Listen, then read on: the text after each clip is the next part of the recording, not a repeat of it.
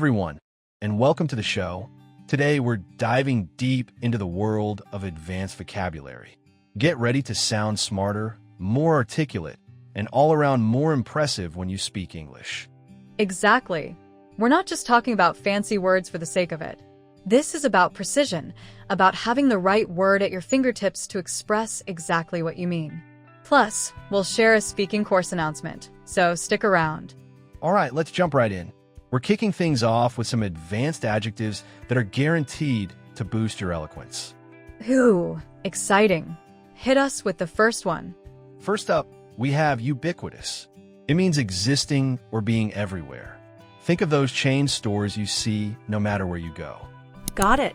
So, like, Starbucks is ubiquitous in most major cities. Perfect. Next, we have cumbersome. Yes. Meaning something difficult or burdensome. Spot on. Moving that antique wardrobe was incredibly cumbersome. All right, what's next on our list of adjectives? Facetious. Facetious, as in, not to be taken seriously or literal. Correct. Don't take his remarks seriously. He's being facetious. On to the next one. Next, we have arduous. Oh, I know this one. Requiring a lot of exertion. Difficult. That's right. Climbing Mount Everest is an arduous task. What's the next big adjective? Presumptuous. Meaning showing a lack of respect by doing something you shouldn't. It was presumptuous of him to assume he could use my car without asking. All right, moving on. How about pensive? Meaning deep in thought. Exactly. She looked pensive as she stared out the window. Next word? We have circuitous. That's a roundabout way to get somewhere. Exactly. We took a circuitous route through the city to avoid the traffic. Nice one. Okay, what's next? Conscientious. Meaning having a moral responsibility to do your work carefully and treat others with respect. Perfect. She's a conscientious employee who always goes the extra mile. Nice. What's next? Meticulous. That's paying close attention to detail. Exactly. He's meticulous in his work, ensuring every detail is perfect. All right, last adjective. Convoluted. That means extremely difficult to follow because things are intertwined. The story was convoluted and hard to follow. Great. Those are some fantastic adjectives to add to your vocabulary. Now, I hear we have some even more advanced adjectives to go through. You heard right. These are adjectives that'll make you sound super academic and professional. All right, lay them on us. First, we have germane. It means relevant or closely related to something. So, like, your statements are not germane to the central argument. Exactly. Next up, preposterous. Meaning contrary to reason or absurd. That's preposterous. I would never do such a thing. Okay, next one. Perfunctory. That's doing something out of routine without much thought. Right. She gave us a perfunctory smile as she rushed by. Good one. What's next? Truculent. Oh, that's fierce, cruel, or aggressively hostile. The politician was truculent with the media when asked about the scandal. Moving on. Austere. Meaning severe or strict in manner. Exactly. Her austere manner intimidated the students. Next one. Capricious. That's subject to sudden or unpredictable change. The weather is so capricious. It might be sunny one minute and raining the next. Okay, what's next? Defamatory. That's false or unjustified harm caused to someone's reputation. Right. The president's defamatory remarks startled everyone. Next one. Esoteric. Meaning understood by a small group of people with specialized knowledge. She has esoteric knowledge of ancient philosophy. All right, a couple more to go. Nascent. That's beginning to exist or develop. Exactly. The project is at a nascent stage of development. Okay, last one. Quintessential. Meaning representing the most perfect example. Interactive English is the quintessential channel to learn English. Absolutely. Now that we've expanded our adjective arsenal, let's move on to some advanced verbs that will make you sound like a true wordsmith. Fantastic. These aren't your everyday verbs. These are the powerhouses that will add nuance and precision to your speech. All right, let's get started. What's the first verb on our list? To admonish. Meaning to counsel or advise against something, to scold gently. The teacher admonished the student for talking during a lesson. Okay, next. To advocate. That's to show strong support for something. The organization advocates for environmental protection. All right, what's next? To bemoan. Meaning to express distress or sorrow about something. She bemoaned having to look for another flight after the cancellation. Okay, what's the next one? To compel. That's to force or drive someone to do something. The evidence compelled him to tell the truth. All right, next verb. To embezzle. Meaning to take money or property fraudulently. The accountant embezzled millions of dollars from the company. Okay, moving on. To extol. That's to praise highly. She extolled the beauty of modern art. Nice. Next one. To impugn. Meaning to challenge or cast doubt on something. They tried to impugn her character with false accusations. What's next? To obfuscate. That's to confuse or bewilder. The oil companies tried to obfuscate the benefits of wind energy. All right, a couple more to go. To placate. Meaning to appease or pacify someone. Nothing she could say or do would placate him after he found out she lied. Okay, last one. To repudiate.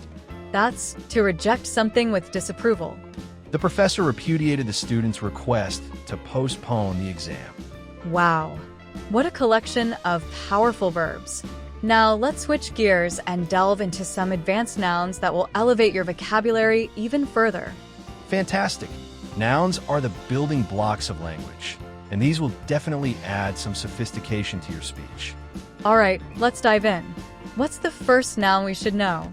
Quid pro quo. Meaning something given or taken in return for something else. The politician was accused of a quid pro quo with a lobbyist. Okay, next one. Catch 22. That's a problem that cannot be solved because the solution is inherent in the problem itself. It's a catch 22. You need experience to get a job, but you can't get experience without a job. All right, next noun. Epitome. That's a person or thing that is typical of a class or group. She is the epitome of grace and elegance. Okay, what's next? Dichotomy. Meaning a division or contrast between two things that are opposed. There's a clear dichotomy between city life and country life. All right, what's the next noun? Myriad. That's a great or indefinitely great number of things. There are a myriad of stars in the sky. Moving on. Credence. Meaning belief as to the truth of something. The email gave credence to his unethical behavior. Next one. Malaise. That's a vague feeling of discomfort or uneasiness. She experienced malaise before realizing she was getting sick. All right, what's next? Sycophant. Meaning a person who tries to gain attention by flattering influential people. He's a sycophant who's always trying to please the boss. Okay, a couple more to go. Dilettante. That's a person who cultivates an interest without really learning in-depth information. She's a dilettante who knows a little about everything, but not much about anything. All right, last one. Zenith. Meaning the top, the peak, the highest point. His athletic career has reached its zenith. Fantastic. Now, let's round out this vocabulary extravaganza with some advanced adverbs that end in ly. These are the adverbs that will add that extra layer of sophistication and precision to your descriptions. All right, let's hear them. Annually. Meaning once a year. Everyone should file their taxes annually. Okay, what's next? Reluctantly. That's unwillingly. The employees reluctantly came into work over the weekend. What's the next one? Unabashedly. Meaning without embarrassment or apology. She unabashedly told her boss that she wanted a raise. All right, moving on. Vaguely. That's not clearly expressed or stated. I vaguely remember you telling me to pick this up at the grocery store. Okay, what's next? Fervently. Meaning with great enthusiasm or intensity. They fervently worked around the clock to finish the project on time. What's the next word? Diligently. That's working very hard to accomplish something. The police diligently collected evidence to find a criminal. Moving on. Vicariously. Meaning experiencing something through the eyes of another person. She lived vicariously through her children. Okay, next one. Hastily. That's with excessive speed or urgency. They hastily completed the final report to meet the deadline. All right, what's next? Utterly. Meaning completely or totally. His outfit is utterly ridiculous. Okay, last one. Intently. That's giving all of your attention to something. They intently listened to the speaker. We're not done yet, though. Last but not least, let's review irregular verbs. That's right. They're not as common as verbs like go or have, but they are very useful, especially in specific situations, which is why they are a bit more advanced. All right, let's jump into the first verb. Arise, arose, arisen. This just means to become apparent, to notice something. New problems arose last week, which delayed the project. Bear, bore, born. This verb has a few different meanings. It can mean to turn slightly in one direction. It can also mean to accept something that is unpleasant or to give birth or produce. You need to bear to the left. The apple trees have borne plenty of fruit this season. Behold, beheld, beheld. This verb just means to see or observe something. Behold my water bottle. Creep, crept, crept. This verb means to move slowly and carefully in order to avoid being heard. Last night, I crept into the kitchen and took a cookie. Deal, dealt, dealt. This verb can mean to distribute cards or that you have some kind of business in commercial trading and you are buying and selling things. She has dealt the cards. Forsake, forsook, forsaken. This verb means to abandon or to give up. He has forsaken his vows. Lie, lay, lane. This verb means to assume a resting position or to be kept in a specific state that's where you are. Well, I didn't feel well. I lay in bed all day that this happened in the past. Lay, laid, laid. This verb means to put something down or to prepare something. We have laid the baby on the bed. Mean, meant, meant. This verb means is to intend, to refer to something often. Well, that is not what I was referring to you. That's not what I meant.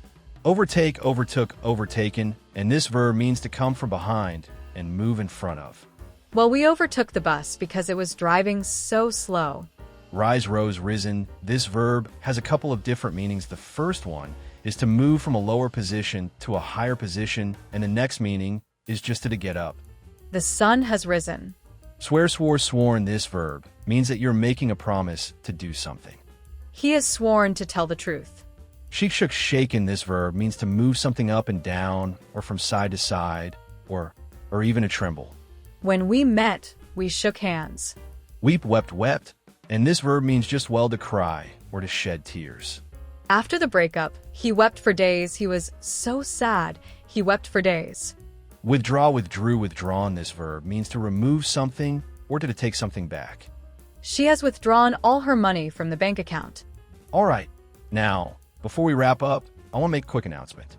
If you're serious about taking your English speaking skills to the next level, I highly recommend checking out the speaking course. There's a special discount waiting for you.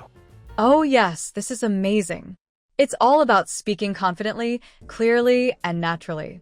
Each week, you'll dive into a different speaking topic, learn useful vocabulary, and participate in engaging activities. There are also pronunciation video lessons to help you master those tricky sounds. Exactly. And the best part is you'll get to practice using all these new words and phrases in real conversations.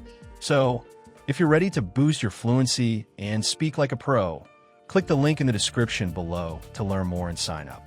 Definitely. It's a fantastic opportunity to improve your English and connect with other learners. So, don't miss out.